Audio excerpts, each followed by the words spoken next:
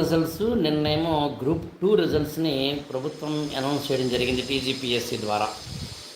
దీన్ని బట్టి ఈ గవర్నమెంటు గత గవర్నమెంట్తో పోల్చుకుంటే కొంచెం నోటిఫికేషన్స్ విషయంలో వెంటనే ఇవ్వడము, రిజల్ట్స్ ఇవ్వడము అనే ఒకనొక ప్రాసెస్లో ఉందని కొంతవరకు అనుకోవచ్చు.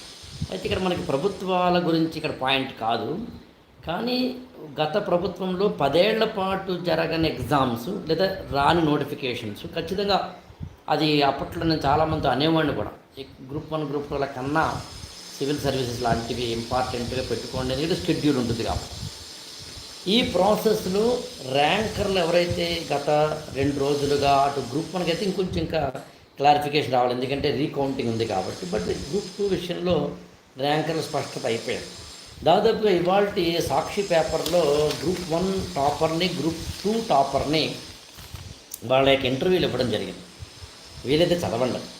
నేను గమనించింది ఏంటంటే దాదాపు గత 2 రోజుల్లో ఒక 30-40 మంది ఈ ర్యాంక్ వచ్చిన వాళ్ళు లేదా రాని వాళ్ళు వీళ్ళతో మాట్లాడిన తర్వాత ఒక 8 సూత్రాలు, ర్యాంకర్ల రహస్యాలు, ప్రిపరేషన్ సూత్రాలు ఒక 8 ఉన్నాయని మాత్రం నాకు అర్థమైంది.